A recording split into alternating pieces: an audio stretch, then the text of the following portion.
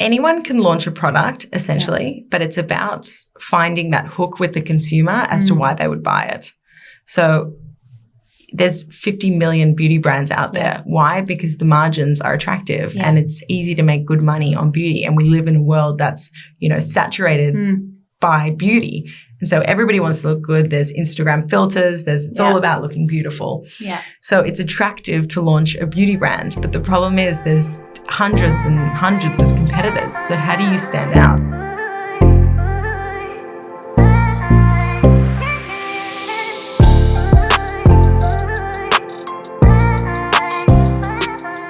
Hello and welcome to Truth on a Pedestal, a podcast solely dedicated to talking about how businesses are started and how brands are built. Hi, I'm Justine Malone, founder and creative director at Malone Co Studio, and today I'm sitting down with the very talented, hardworking Georgia Geminder from Gem.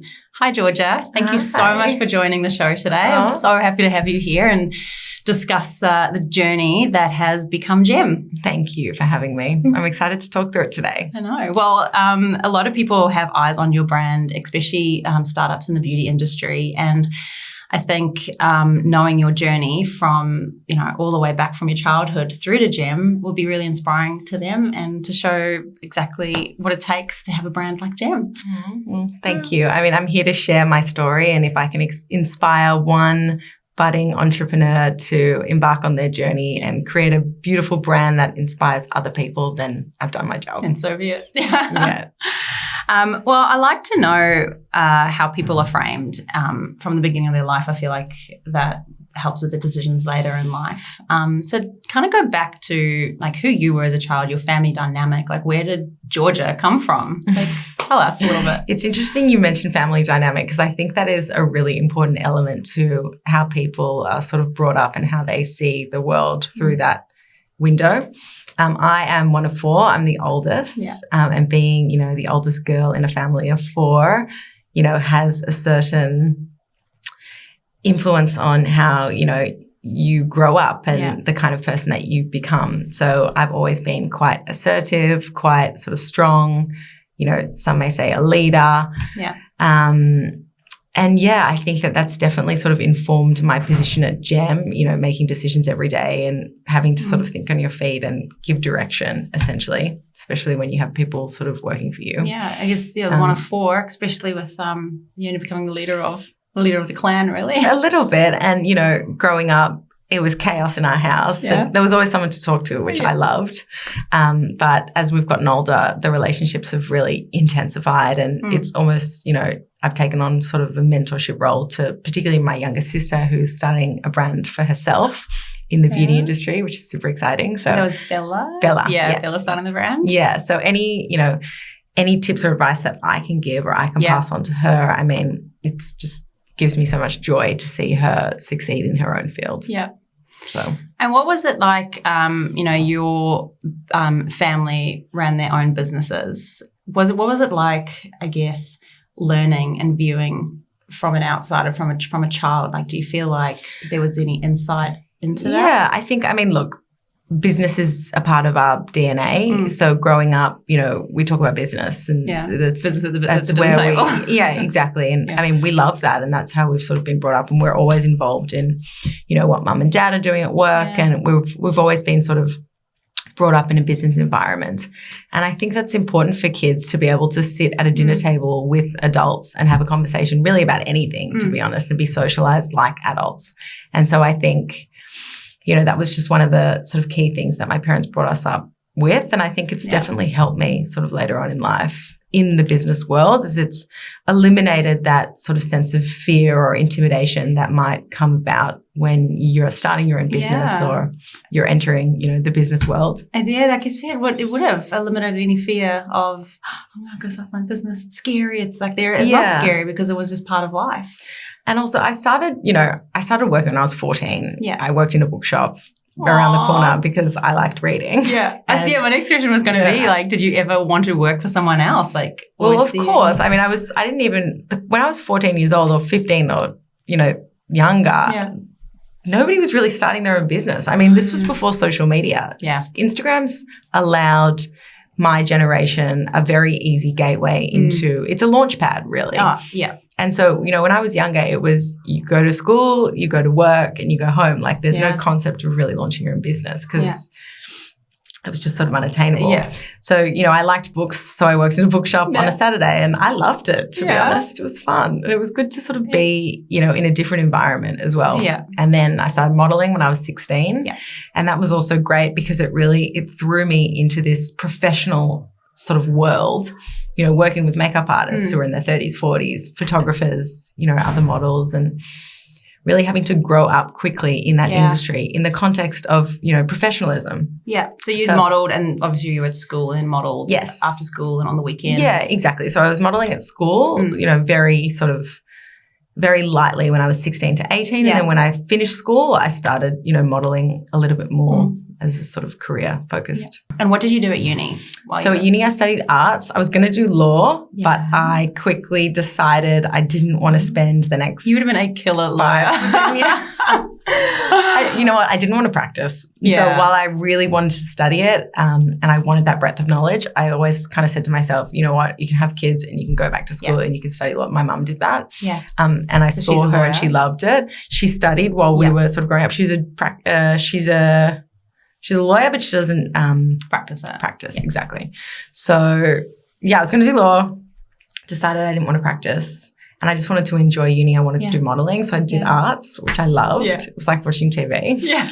I majored in sociology and criminology. Oh, my gosh. Super interesting courses. Yeah. Yeah, I mean, loved it. Do you feel like, that comes into today now? I feel like the reason why I did arts and, quoting my mum was you just need to be able to have a conversation with somebody at a dinner party. And it's just, it gives you, it equips you for life, really. It's an amazing base degree. Yeah. Especially when you're 18, 19, 20 years old and you're at uni and you have to decide your career path. Right on the spot. Unless you have a specific job that you've been obsessed with for years. And exactly, which is sometimes easier. Like sometimes it's easier to work your guts out, get into medicine or law and have, that career trajectory mapped out in front of you. Yeah. But for me, I didn't really know what I wanted to do and I kind of wanted that breadth of knowledge. Yeah, my parents, my whole life growing up, they always said, I don't care what you do, you need a piece of paper to say that you've done something. 100%. Yeah, and for us to have a degree is just a degree is a non-negotiable. Yeah, so my family, coming from South Africa, they were without that piece of paper when we migrated. I don't know if my parents would have gotten back up on their feet again. And so, the whole growing up's like, you have to go to uni, you've got to get that piece of paper. Of course. Especially, and so there's that pressure of it, but you're like, okay, I'll get it. Yeah, exactly. And I also think like we're, second generation Holocaust survivors and, during that time it was sort of they'd take everything away from you, but they can't take your education and, they can't take your knowledge, what you know. Set. Exactly. So. And conversation is so important in so many areas in life, especially in business. Yeah, of course. With business, the conversations you have, the connections you make, being able to tap into somebody, somebody else's interests and have that like connection in business. Yeah, I also think it's important to be practical, and to sort of think on your feet. And that's the other thing. People go to uni and, do all these degrees in business and finance, and it's really important for one side of the business, but there's also a sense of, just practicality. That's also really important. So to think on your feet and to problem solve is another important sort of dimension to business. I love it. So you modelled in London. That would have been so fantastic. Like, tell me a little bit about that. It was amazing. I love the UK. I love London. It was a lot of fun. I did London Fashion Week and worked with some incredible designers. Yeah. And then it sort of got to the point where my degree was ending and I was kind of ready for a career path that was a little bit more stable. Yeah. And that's when I was introduced to Remedy Kombucha. And how young were they in their business model? Because that would have been like just as kombucha was like starting to come in. So I met Emmett and Sarah, the founders of Remedy, in 2014. Yeah.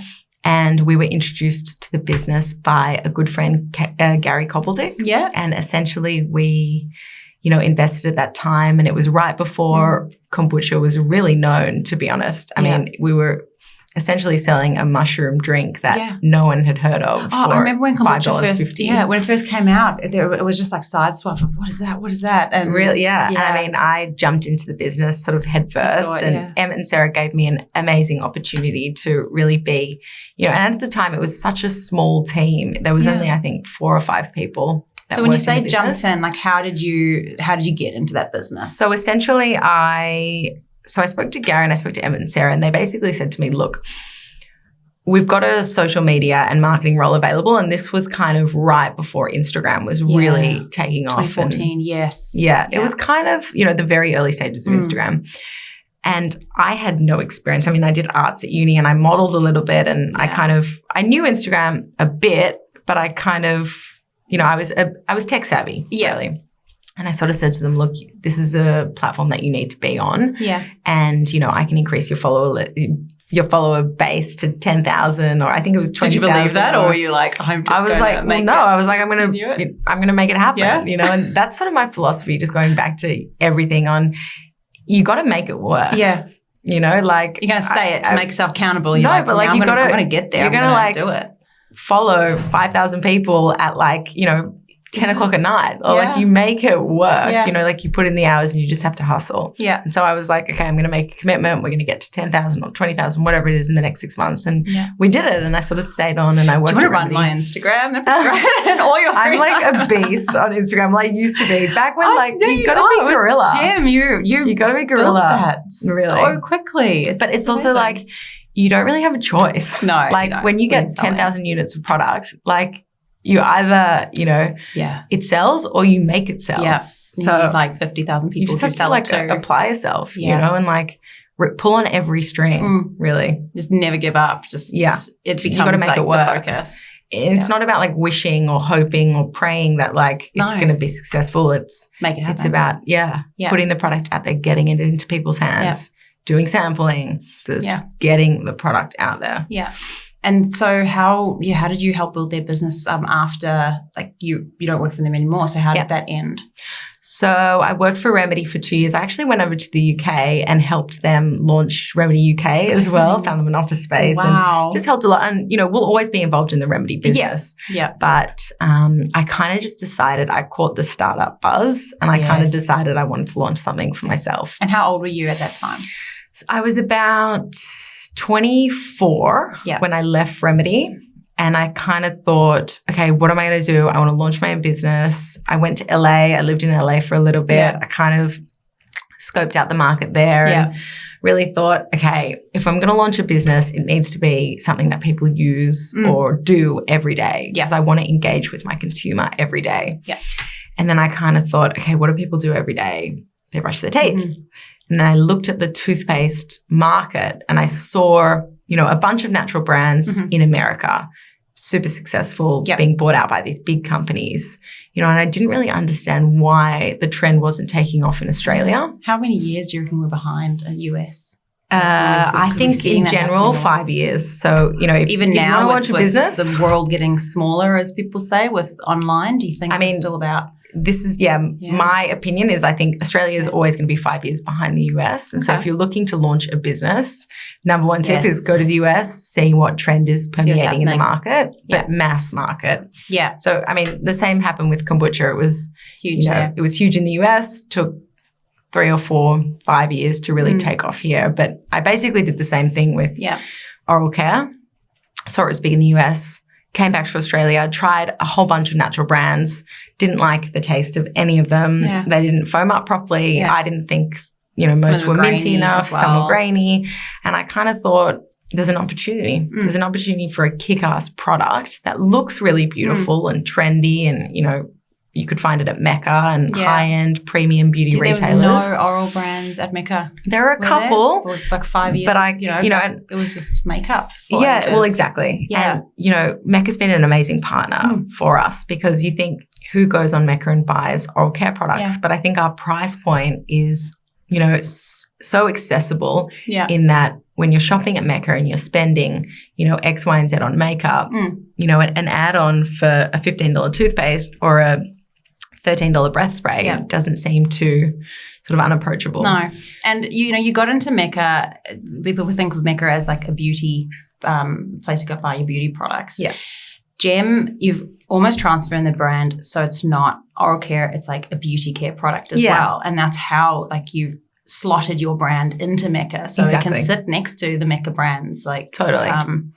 Which is kind of like a branding tactic. Is that was that part of your branding tactic? A little bit. I mean, look, to be honest, everybody brushes their teeth, right? And so if you're shopping at Mecca, you brush your teeth. And, I've positioned the brand to be elevated oral care because I think there is a space for elevated oral care in the market. I think, if you're buying a $48 moisturizer or a $75 lip balm, then you want to buy beautiful premium oral care products because people are elevating their everyday. Everything. So they're, every category's had a makeover except oral care. Yeah. So if you look at, luggage, it's had a makeover, bedding makeover, deodorant makeover. But, oral care is still clinical. It's sort of outdated. It's almost daggy. Yeah. And you've made it sexy. Trying to. a little bit beauty. Trying to. So you started, if you can just say in a nutshell of starting Gem to launching it, how long did that take? So it took 2 years before I actually launched the company. Yeah. So it was 2 years of me literally sitting at Noy House in LA, reading through research papers, talking to dentists, figuring out, is there a gap in the market? There's a lot of research with a lot of research dentists, and also looking at things like, the first toothpaste ever invented, looking at, with eggshells and, it was like by the ancient Egyptians, they used eggshells and it's that abrasiveness and just really unpacking what toothpaste essentially is. Yeah. So it's basically, it's an abrasiveness. So to get the grit away, it's a sense of mintiness and it's a sense of, minty and foam. Yeah. So you really feel like you've had a fresh mouth clean. Yeah. Exactly. And then it's that enamel remineralizing piece, which is kind of boring and everyone sort of rolls their eyes and doesn't really understand. But that's the important part. But that's the important thing. Yeah. And so a lot of the natural brands, they were taking out fluoride because, it's not considered natural and it's a toxin in large doses. And I understand and I hear that, piece. And then, but they weren't necessarily replacing it with anything science-backed or functional to remineralize the tooth enamel. Yeah. So I found an ingredient called hydroxyapatite, and it's our hero ingredient, and I feel like I talk about it all the time. Yeah, it's like a mouthful. Exactly. But it's actually been a gold standard in Japan for over 40 years. So that's how you found it? I found it through through sitting there and sort of reading, what other brands are doing. And because I knew that there was a solution. I knew that there was a way. It's got to be something else. Exactly. And, at the end of the day, like I didn't want to sit in bed panicking about, taking out all of these ingredients in conventional products. And then 5 years later, people's teeth are not. Exactly. I only want to put the best products out there for my customer, truly, and that's why it took 2 years to develop the recipe. Yeah. Because, and even things like vitamin-based toothpaste, you don't ingest the vitamins in your mucus sort of membranes. Your toothpaste, you spit it out. So it was like there was a lot of decisions that I made, and sometimes saying no to things were actually harder than saying yes. Yeah. So essentially I worked for 2 years. I developed the original Crisp Mint SKU. Yep. And so one SKU? One SKU you started in simple Crisp Mint. Exactly. Yeah. Minimize risk. Yeah. I always a lot of clients that start businesses, I notice they get excited over their one product and then they think, I'm going to do this and this and this. And I have to say to them, just start as small as possible. Get it as right as you can, because then when you start to build, there's less chaos. Totally. And the other thing is, do it right. Be prepared that it's never going to be right. So it's you can always develop and move it. The other thing is like you invest, so you launch a product. I mean, this is what happened to me. I launched the product. I was so excited about it. I spent big on a marketing funnel and things that I didn't even understand. Yeah. And what you don't realize is things evolve. So your brand evolves. We launched with Gem Kind. It's evolved to Gem. It was always originally supposed to be Gem. We've launched with, one sort of packaging iteration. We're now on our third. So things change and you can't invest big time when you do launch. You have to give the brand space to breathe. It's really important. I wish somebody said that to me. And do you feel like you need to see how the consumer reacts to it? 100%. That literally makes you could swerve direction. Exactly. And sometimes, Yeah, you think that the more money, you think you need to spend more and more money to make a brand blow up. Yeah. But if the market's not ready for the brand, then it's just money in vain. Yeah, and it just disappears. So it's really that balance between finding out, is the market ready? Is the product ready? And is the consumer that I'm trying to sell the product to ready to buy the product? 100%. So you developed this one product and you did it really well. Anything that you make from scratch costs money. You said, you almost spent all this money on marketing and funnels. Was this a self-funded venture, or is this something that you were able to get investors for to be able to launch the way you did? So luckily, when it happened, this was a nightmare and just the worst thing ever. But basically on my first production run, there was an issue with the labeling and something wasn't printed correctly and it was a mix-up with the manufacturers. And so I flew to Sydney. Okay. I was so excited. I've been working on this project for 2 years, right? Every single minutia is like every dot is ticked and every I is whatever the saying is. What is it?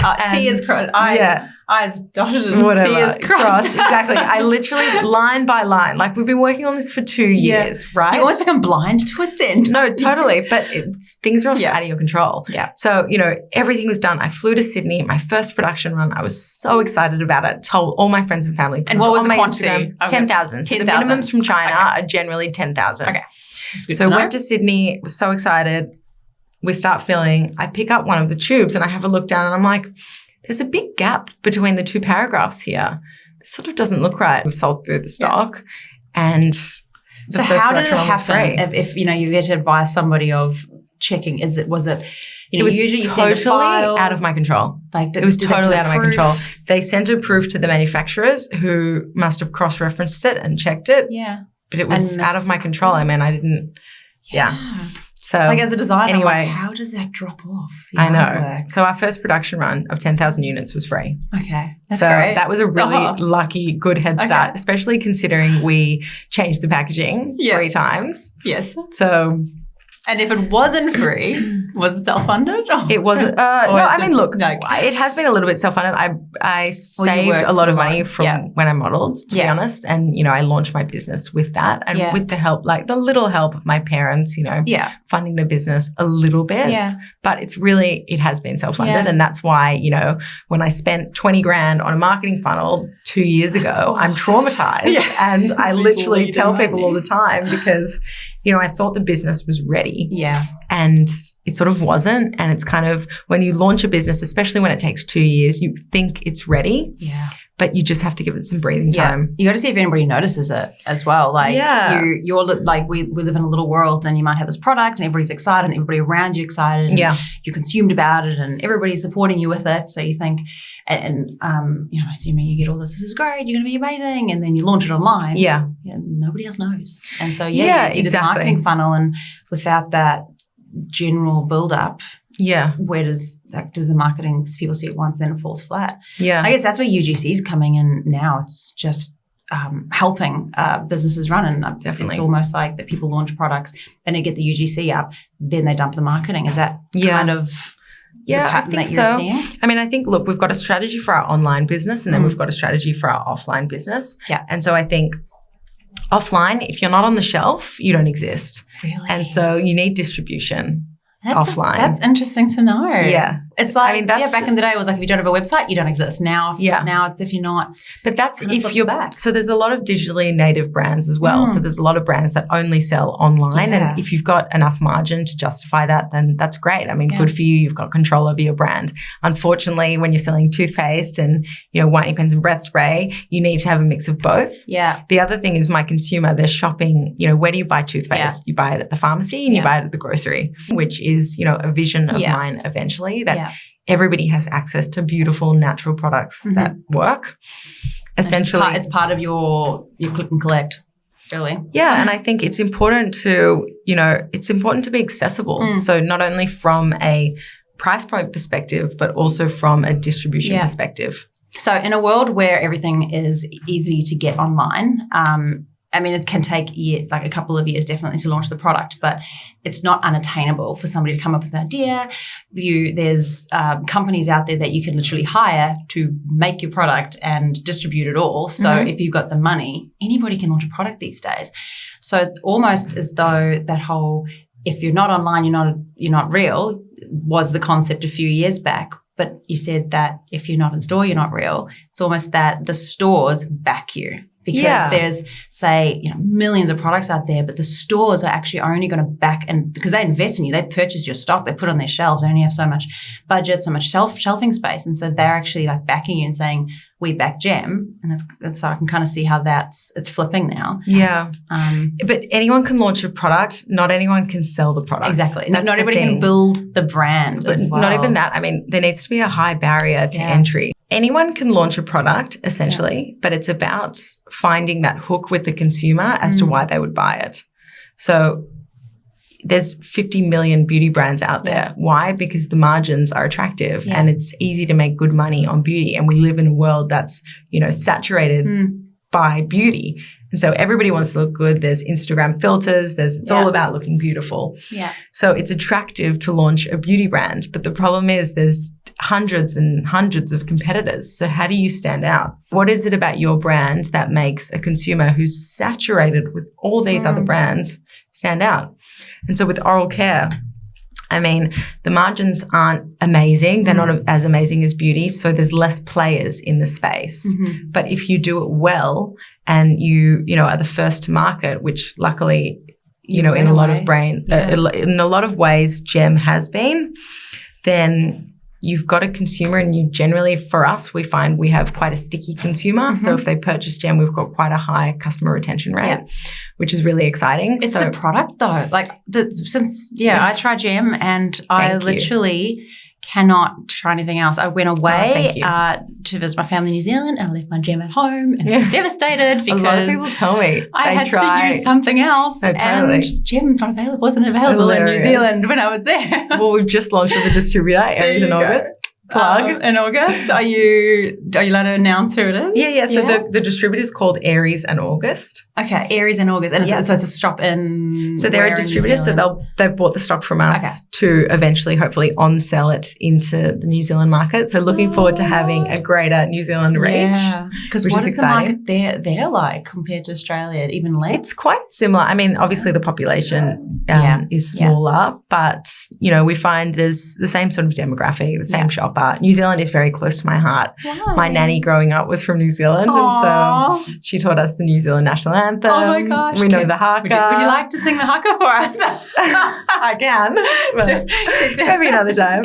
I love New Zealand. I mean, I lived in New Zealand. I lived in Auckland for a little bit. What? When? Yeah. How old were you? I was 19 doing modelling. Yeah. We would have been there. Where did you live in Auckland? I lived Ponsonby. Oh, stop it. I was in Takapuna. Literally hung out in Ponsonby. It's fun. We may have been at the same bars. Amazing. Possibly. Yeah. I was 19. I was a little shy. I think I was in Melbourne by then. But yeah. Oh, that's hilarious. Yeah, Auckland, New Zealand's just, I don't know anybody who hasn't gone to New Zealand and said, I love New Zealand. It's the best. I actually feel like that with Melbourne as well. There's not many people that come to Melbourne and they don't like Melbourne. Yeah, my mum, it's quite similar. It's dusty. Yeah, no, it was great. Yeah. So with any business, there are hurdles along the way. With launching a product, you launched before COVID hit, but even now during COVID, you're launching new ranges. Can you tell me a little bit about any major hurdles that you faced, but also just the start to end production process? If somebody wants to launch a product, what do they expect? What do they expect to see? So I think number one hurdle is probably just accepting that things are going to go wrong in the production process. So nothing goes smoothly. Nothing goes smoothly. And, most is out of your control. Yeah. So I don't actually think I can name a specific time that in the production cycle something hasn't gone wrong. So it's, millage has been printed incorrectly, or there's a warning label that's been missed, or I feel like there's problems every day, and business is really about problem solving and putting out fires. And so you need to have the stomach to withstand that. And not get stressed over it, kind of say, this is just what we're dealing with today. Yeah. This is how we're going to solve it. Exactly. And then we're going to move on. So rather seeing it as a hurdle or a... Exactly. Yeah. And especially when you have a small team as well, really being able to be a leader and to sort of, instead of getting stressed or getting, weighed down by the problem at hand, really think clearly and just, come up with a solution. And maybe there's not a solution, but, you sort of have to deal with it a little bit. But business is solving problems. Yeah. So maybe some of the businesses that might not thrive as quick as others because maybe too much time has been spent on stressing over the problems rather than actually solving them and just moving forward and using that energy. And, I say this all the time, but the number one thing when you have a small business is really not giving up. Yes. The grit is just... It can be intense, and every single day, there's a reason to quit, and every single day you see these brands on social media and it's all beautiful and easy and, brands are flourishing and there's a lot. And I always think of the analogy of a duck looking really peaceful at the top of the water and then below the scrambling. 100%. And that's any small business. Yeah. Any small business that you see online looking amazing and thriving are dealing with the same struggles every day. Production issues. Just everything. Staff issues. Things out of your control, you know. And that's why I think it's really important to have mentors around you to guide you and to really offer you insight that is not involved in the day-to-day running of the business. So I think it's important to, work in the business and then also take a step back and really allocate time to work on the business as well. You mentioned mentors as I think that's really valuable. It's kind of like it's like your business coach, but your business counselor, and you're able to voice what's happening and they filter down and then they're able to ask you questions and kind of calm your brain of where your next steps are. Is there anybody in particular that's been a really good mentor or somebody in your journey that has just made a huge difference to the way that you work or how you've built the business? Definitely. I think one of the first mentors that I can think of would be Sarah Condon, the founder of Remedy. She really helped me, not only sort of pave my path within Remedy, but understand, the importance of saying no to some things and also the importance of having a 360 view to marketing, and not necessarily spending X amount on a big sort of activation or, spending X amount on a big influencer to promote the brand. Like there were some things that we did at Remedy that, I think we gave out 1,000 cans of Remedy at Chadstone one year. So there was some things that, even though we've got the cost of product, it's inexpensive ways to really sample the product and just to get your brand out there. Yeah. And sometimes it is being on the ground, handing it to the consumer so that they can taste it. Exactly. Yeah. And I mean, that's what I did for 2 years at Remedy. People say like, what did you do at Remedy? We folded envelops. It's grunt work. Like it's not glamorous. You're starting business. It is like you are the one doing the packing. Yeah, that first order. Exactly. I packed for 2 years, like at Remedy. I basically just stopped packing now. Yeah, and it's like it's important to also be involved in every facet of the business. Like you can't be too big for your boots. And it's important to really get in the business and understand, what is happening. I'm across, all customer complaints. I'm across all customer queries, questions, everything. And, I'm taking that feedback on every day to understand how are we going to get better. Yeah, it helps with your processes. If you know if you've been on the ground and you're packing, you're the business mind, like you're setting up for other people coming on board. So that helps you go, I know it's as simple as packing, but how can you be more efficient at packing? 100%. Yeah. And I'm exhausted. I was exhausted. You went to the US for 3 months. You escaped COVID, I would call it. And you worked Australian hours. Yeah, I worked. Yeah. I mean, I loved it, to be honest, because we'd get to the office at 12 o'clock and then the day would start 12 p.m. Yeah. We've got an office in New York and then the day would start at 7 p.m. And so we'd work till midnight. I mean, my fiance nearly had a heart attack. He just hated it. But you loved it. I mean, he loved to work as well. But with me, it was like he was tearing me away from the desk. But we were developing a new website. We had a new range launching. It was exciting. Still here. Yeah. And that's the thing. I love my job. Yeah. I love, working. It can be stressful and it can be full on. And, I doubt myself and I doubt my capabilities every day. It's human to doubt yourself. But I love it. Yeah. I love providing people with an alternative to conventional products that, they don't necessarily want or need. No, exactly. So I'm, super proud of where we've come. Yeah. So you didn't go straight from modeling and uni straight into your own business. Yes. You actually worked for somebody else, which meant you learned a little bit of the ropes. But that transition between working for somebody else, they had the stress of the business, and then suddenly you being your own boss, what were your expectations versus reality? So when I worked at Remedy, we were a small startup, and I loved it because I had an opportunity to see all elements of the business. Yeah. So when I left uni, I didn't know what things, I didn't know what freight was. I didn't know who knows what these things are, logistic costs. You don't know what you don't know until you know it. Yeah. And that's a quote that I really live by, because there's an expectation that you're supposed to know everything, but how are you going to know if you haven't been taught and you haven't sort of been immersed in that world? Yeah. So working for a startup for me was unbelievable experience, and I don't think I could have launched Gem without it. And being in a small team, you would have had a lot of, I guess you would have been exposure and across the whole business. Exactly. So, and I thought P&L was PNL, as opposed to P and L. Like I didn't even understand, because I'd only heard it colloquially. Yeah. So, working in a small business and understanding profit, loss, margin, cost, freight, logistics, and there's so much. That side of running the business of looking at your profit and loss each month, looking at your budget. Totally. That's why it's good to start small, by the way. Yes, exactly. Because you have to get those processes in place, and you need to understand what's happening with your sales. You need to set up SKU numbers that people, it's all these little things that you put in place and you set up for when you build. Exactly. And learning the finances of a business. The more view you have on the finance, the better your decisions can be as well. Yeah. And that's the other thing. Like I come from a marketing background, and, marketing and design, and that's what's fun to me. Yeah. But generally the most boring things in a business are the most important. Yeah. And so you really, and the other thing is, know your limitations. Yeah. So if you don't excel with numbers and finance and freight and logistics, hire somebody that's incredible that can do it for you. So business is as much about, it's about making the decisions, but it's also about surrounding yourself with people that are better than you. Yeah. That's my philosophy. Exactly. I surround myself with people that are better than me. Yeah.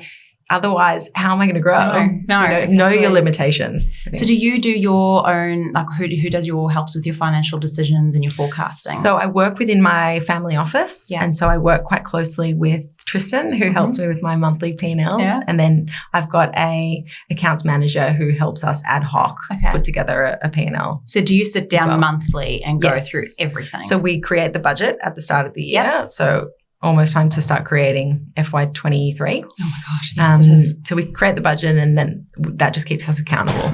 And so we, put forecasting on sales expectations and, different customers. And the minute you set the budget, it's wrong.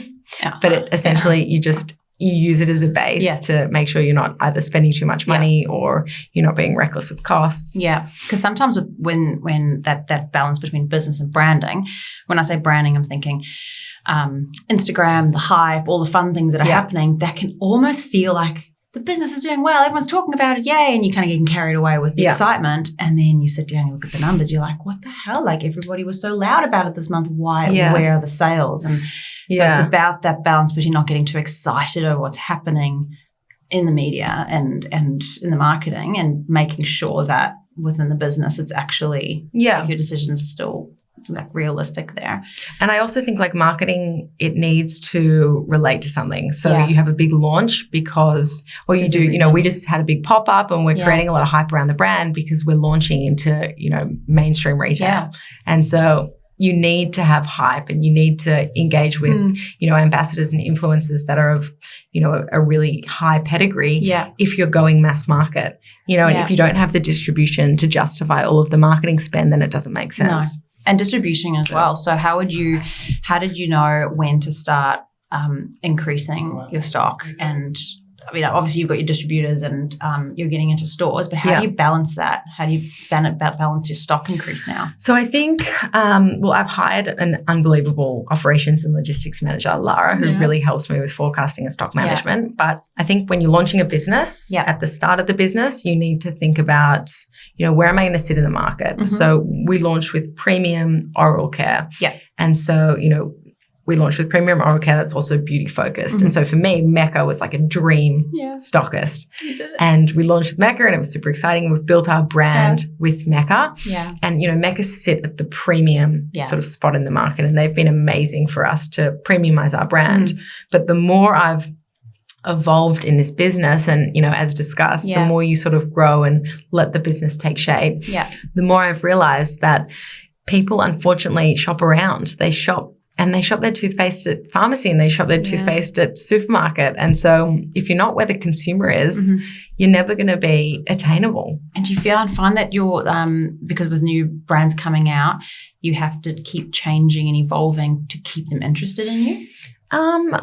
I feel like I'm pretty confident with, our brand in essence. It took 2 years to figure out the formulation and, there's a reason why I spent so much time developing it. Yeah. Because, it needs to hold strong against competitors that come into the market. And I honestly, I truly believe in every single product I put out. We have a rigorous sort of formulation checklist before we launch any product. And, the other thing is like you make mistakes. Like our floss, it broke easily and, we listened to customer feedback in the market and, it was also in little plastic material that, it wasn't biodegradable or it wasn't sustainable. And, I took that feedback and we reformulated it. And when we did sell out of it, it took 2 years to relaunch our floss, then, the floss picks. And I feel like, we could have put a reorder in for the old existing SKU and we kind of waited and I think, the result is... Yeah, I'm going to hold this up. No, it's exciting. The floss. It's cute. It's a cute little tin. Yeah, it's floss picks. It's got all these little packages that I'm seeing I know, treasure really packages. Cute. I know. Yeah. And we're going to do, refills and... So how many times can you use this? So it's one per use. It's 30 picks for a monthly cycle. Okay. And then you can do the refills. You can keep the little tin. Yeah, exactly. So cute. It's cute.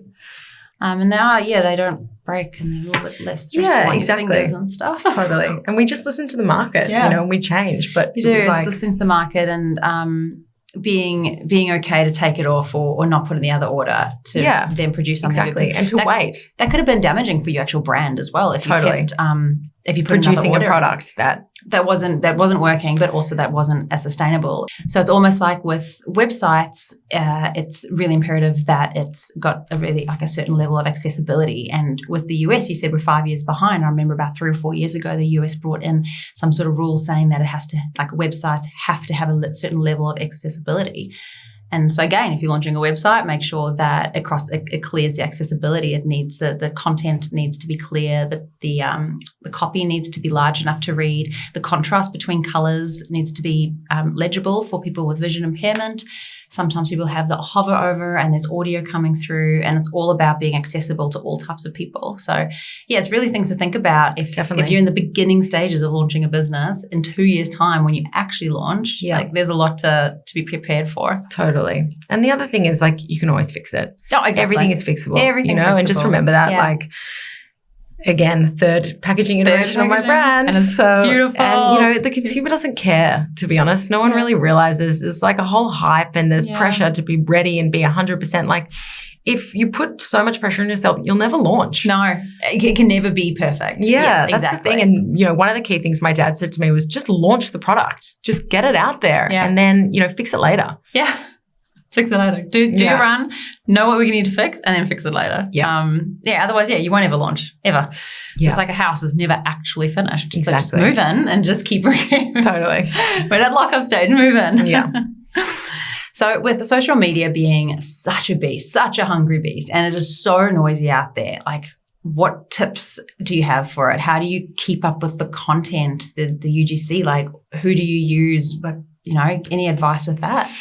Look, it's intense. I mean, today's society is a constant stream of content that just never ends. I have just recently hired Courtney, my gorgeous graphic designer, who's also my brother's girlfriend, so potentially my sister-in-law. And she works on Gem every day, and we work on content together. Okay. And I think it's just important to be relevant and to sort of realize, what does your customer want? What do they care about? And to constantly be putting out content that taps into that kind of idea, and then also relating it back to the product. So, we've got a toothpaste range that has multiple different flavors. And, we are a leader in the market in that sense. And so we really play on the mood and the vibe and the aesthetic of each flavor. And we do that a lot in our Instagram stories. And we find that the consumer resonates with those kind of, creative imagery. But it really takes a village. To 100%. Yeah. I mean, when you got one set of products and you have to keep creating content for it. That's the thing. Yeah, exactly. It's telling a story. Yeah, and you sort of you just have to have your finger on the pulse. So Lily, my marketing manager and almost content coordinator, really, she is very, in touch with what's happening in today's world. And, she's on TikTok and she heads up our TikTok. She's amazing. Yeah. She heads up our TikTok profile and she really leads the way in, working with Courtney and I and giving us that direction into what the customer today is interested in. Because, customers are interested in everything. Yeah. We recently interviewed Catherine Denton, who is, a huge success on TikTok about, how to monetize her TikTok career on TikTok sort of platform. And I think that had over 2,000 clicks. So, even though we're selling oral care products and it's got nothing to do with really interviewing bloggers and lifestyle editors, your consumer is interested in everything. Yeah. And so which marketing platform? And you're on TikTok, you're big on Instagram. You do your EDMs, like your email newsletters. Which marketing platform do you feel actually brings in the most return of investment? I think, again, it's that 360 approach of marketing. So it's somebody walking by the shop. It's somebody, hearing about us through Instagram, TikTok, through their friend who's received a sample from a Go Vita sampling activation that we recently did. So because you're everywhere now, you kind of can't really track one. That's the thing. Yeah. It's really hard to track, to be honest. And, we do all the traditional things, like we run Facebook ads and TikTok ads and Pinterest ads. And so you got a lot going on. You've got a lot going on. Activations, collaborations. Yeah, exactly. Interviews, TikTok, Instagram. It takes a lot. It's a lot to grow a brand. But the customer's resonating with the product. We're seeing, a great customer retention rate. So, and the business is growing every day. Yeah. So, you're doing all of the things constantly, and that's the thing. It's feeding the beast. And you kind of also, and I feel like I keep saying this, but it really is about bum in seat, and you realize what works and what doesn't just by physically being there. And I think the problem with a lot of businesses these days is they run out of cash, and it's just about withstanding that interim phase. We were lucky because our first production run was essentially free. Yeah. But you just have to have enough grit and determination, but also funding to really last you through those formative, 6 to 12 months. Yeah. And then, so did you ever go backwards? Did you ever overspend and literally take loans or go into debt, but knowing that it was going to pay off? Yeah. I mean, look, to be honest, the pop-up was an enormous expense, but I think the amount of brand recognition and credibility that it's given us, we're in this interim, exactly. And, we're talking to, confidentially, but a lot of, a bigger retailer that, exciting. The decisions, are made off the marketing investment that you spend. So even though it looks expensive to start, a big retailer puts in a purchase order of, 6 figures. Yeah. It's sort of like, okay, made my money back in a day. And how do you get the stock in time for them? Or are they prepared to wait because that's just the world today? It just depends on the retailer, to be honest. I mean, specific retailers obviously have range reviews and then launch dates to go into store. Yeah. And then other retailers are, a little bit more flexible, especially if it's a new product. We've got 3 new SKUs on Stability at the moment for an exclusive partner, which is exciting. And, there's expectation on Stability. It's 4 months. So the lead time is, 8. So you have to be realistic with lead times. So with getting into these bigger, I guess getting with bigger businesses, is there bigger risk? So if you don't deliver on time, are you penalised for it? Look, it's just not a good look, to be honest. You sort of need to, even though you're a really small business and you're scrambling and the ducks feed you can't let them know that you're... That's the thing. Yeah, you need to pretend to they need to be have your shit together. In you. And the other thing is, you also need to hire for growth. So, 6 months ago or a year ago, when we weren't even thinking about, large scale distribution, I kind of knew I needed to hire a operations and logistics manager who would focus on streamlining all of our efficiencies when it comes to Lara. Yeah, Lara. When it comes to stock and inventory. Yeah.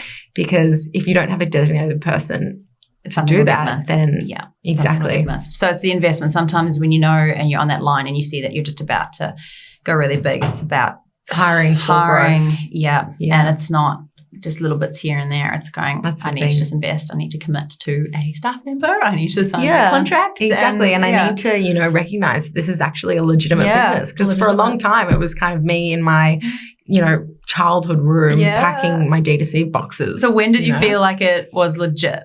Like, when was that moment? I think probably last year. I mean, look, I don't know. We've grown so quickly, to be honest, that I'm like still trying to catch my breath. Yeah. So I feel like I was recently in the UK and we put our product out at, one of the shops that we're potentially going to launch into. Yeah. And we put the product out, I think it was 5:30 that night, and half an hour later, 3 products had sold.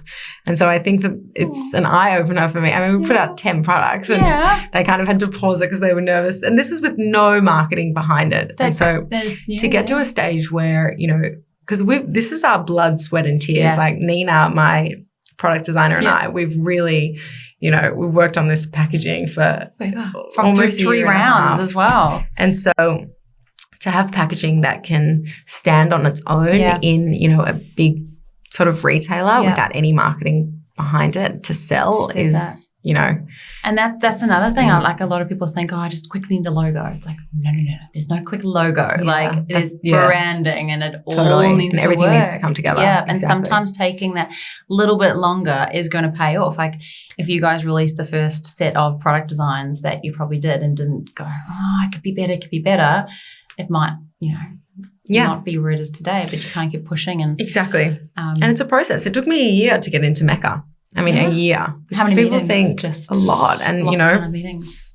It takes a while. How did you make that first contact? Like, how does somebody even get into Mecca? Like, what do they look for? I just cold call. I mean, when I launched my first toothpaste, when I had my first original packaging, I literally sent it out. I'm not joking. I had a list of probably 5,000 outlets. And I basically just emailed all of them to say, hi, we're Gem, we're a new product. I'm launching into the market. We make toothpaste. We've got no nasty ingredients. Yeah. Do you want to try some samples? And we basically just spent 6 months sending out samples to buyers. So you pushed, You just have to hustle. Yeah. And that's why when I was saying before, you need to make it work. Yeah. It's not going to just magically Mecca. work. I'm not going to stop until I hustled. To Mecca. I went to, I literally went, I remember High Street and walked up and down High Street with my product and just gave out samples to shop owners. I love that. And it's ridiculous to think about now. But, some of the stores are our stockers today. Yeah. Well, some people launch a website. They're like, okay, I'm ready to go big now. It's like, no, get out on that street. Reminds me of Sex and the City, that episode where she goes in and she launched her book and she quickly she goes through all the bookstores and puts her book up in the front there. Exactly. Yeah. Hustled. You got to hustle. Oh, I love it. So where do you see the brand going in the next 12 to 24 months? What is your kind of vision without giving away anything that you can't give away? Yeah. So my next sort of 6 to 12 months is really solidifying our advantage in oral care. And so being the number one brand for, dentist-driven, Australian-made, boutique oral care products, and really responding to the market. So we've had great success with our whitening pens. So hearing, in whitening, what can we do next? So we've imbued whitening into this range, in its triple whitening sort of call out. Yeah. And so NPD focusing potentially on whitening or, expanding our distribution list as well. So getting Gem into, more homes and, making it more accessible to every customer. Yeah. And overseas. And do you find, because you said you want more distributors, do you find if, say, you got into Coles, Woolworths would be like, I want you too. Do they kind of start to, or everybody wants a piece of Gem because you're starting to get everywhere, or? Yes and no. I mean, there's definitely competitive tension in the market between, the big sort of grocery retailers. I think, we're in a lot of independent supermarkets and mum and dad health food stores at the moment. And I'm trying to preserve that sort of corner store feeling because, one of the other things I learned at Remedy was they built their brand from the ground up. And so when they did launch into a big supermarket like a Coles or a Woolies, people knew about the brand because they were shopping for the brand at their local mum and dad health food store.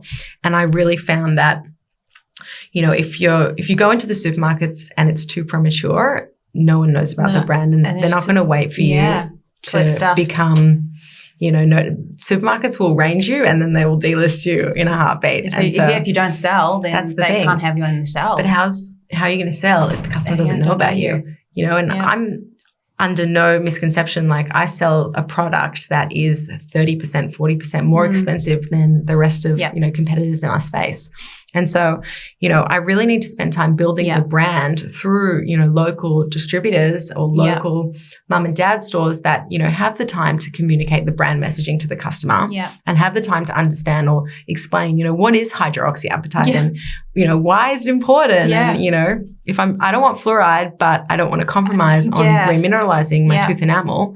What is the, importance of this ingredient? And then you stand out next to build to the the brand and then to go into supermarket, for me, seems like the most logical strategy. Yeah, well, it makes sense. There's so many times I've gone to the supermarket and I see a new brand. I'm like, what are you? I don't trust you. Yeah, but it's also hard because it's like, again, what I was saying before, if you're not on shelf, you don't exist. No. But, if you're not. You can't go premature. But if you're too. It takes time. Exactly. Yeah. And anything in business takes time. And it's about being patient as well and having that grit. And being in the market. Like sometimes, it takes a while for customers to come around to your product. Like they say it's 10 touch points, right? So you need to hear about a brand 10 times before you make that initial purchase. Really? I think so. Okay, hence you're everywhere? Yes, we're everywhere. Everywhere. So a brand, I feel, is very much a person, and we always have something to say with the brand messaging. There's a good guy, bad guy, villain. You set up your brand very much with a really good base strategy. But if your brand person, Gem, was walking down the street and had a placard and was screaming to Parliament, what would it say? Elevate your everyday. Elevate your everyday. Yeah, because we're all about sort of upgrading your most basic essentials. Yeah. Right. And so at essence, I think that is, the point of my brand and what we're really trying to get across. And, gone are the days of outdated, clinical, boring, oral care that you're embarrassed to display on your bathroom shelf. So we're all about elevating every day and, being thoughtful in what you put into your body. Yeah. And now also into our environment. Exactly. As Gem moves forward. 100%. Love to elevate every day. I'm going to collect all of these little placards that I have. So big cute. Walk to Parliament. Love it. So before we finish up this lovely, informative podcast, if you could go all the way back to, Georgia sitting there packing her little things with your ideas, there's a lot of people out there that are starting their own brands. Like, what wisdom or advice would you kind of give them for today's market? What's going on? Just to kind of get them started or continue their growth.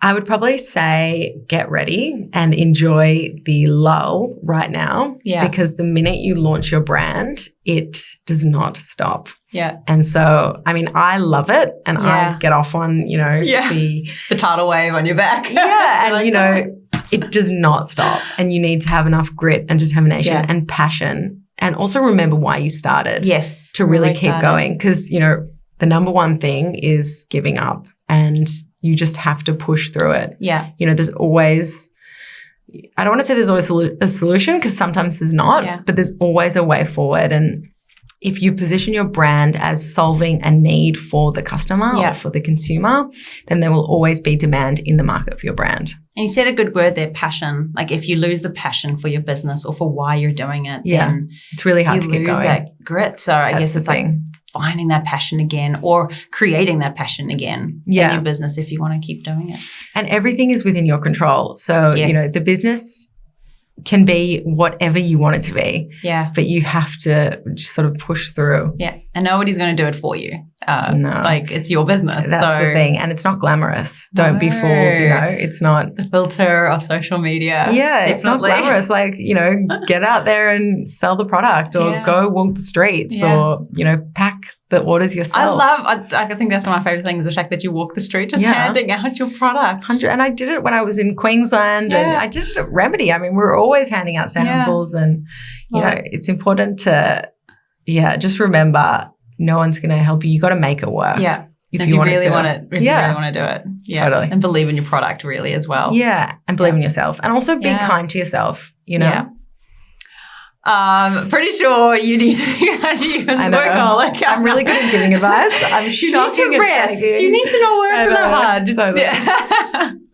No, I think honestly, and my grandpa used to say this quote, work 5 a.m. till 9 p.m., not 9 till 5. And I think for me, like, it's just so true. You know, it doesn't stop. No, it doesn't. Having your own business. You don't switch off. There's no conventional work hours. And people who don't own their own business, they just they're like, oh, stop working, just let it go for a little bit. No, like, totally. I can't. You can't. Like, there's That's no the one. There's no actual out of office. Like, it's more of an email buffer. The out of office. Totally. And if you're ready for that, I mean, good for you. Call me anytime. Like, I'm here to help. But it's intense. But it's like it's 24/7. Like, anytime you're awake, like, you're on. You can always do more work. That's the other thing. No, it's never done. Never ends. It's never done. No. And usually, business owners, like, they're passionate about what they do, so they keep just making more work for themselves. Totally. As well. Yeah, exactly. But it's fun good. And it's fun. rewarding and it's Exactly. amazing. And you see, you know, I get messages every day of people that use the products and have changed. It's changed their life. I mean, it sounds corny, but I've got people going through cancer treatments who say to me, I can't use conventional toothpaste. Your product has literally reinvigorated my morning and night routine.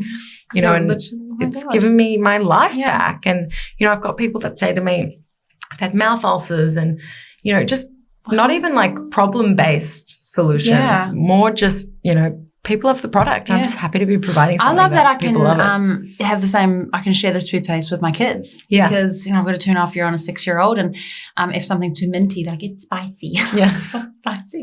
But I know that, you know, we go, I just take my one tube and everybody can use it. So it's fun. Well, thank you so much for being on the show. I feel like in like a year, I'm going to interview you again because Gem's going to just be in this whole new world. Oh my God. But for now, like, it's been so great seeing the growth of the business and like hearing you've, you know, been through Remedy. You've actually, we didn't even touch base on it in this podcast, but you've launched like a couple of other businesses before Gem even, which we'll touch base on our next podcast. Yeah. And the growth of Gem. So you are a little bit of a leader in the market at the moment. Oh, thank you. And I know from personal experience, you are an inspiration to a lot of startups. Thank you. So you should be super proud of yourself. Thank you for having me. And likewise, I mean, professionally and personally, love you. So thanks for everything. Thank you for having me. Thanks. And if you're still with us with this podcast, we have got a lovely discount code from Gem. It is 20% off. So if you go to the Gem website and type in truth in your discount cart, you will get 20% off anything from their range if you were able to listen to the whole podcast. Thank you. All right. Thanks so much. Say bye. See ya.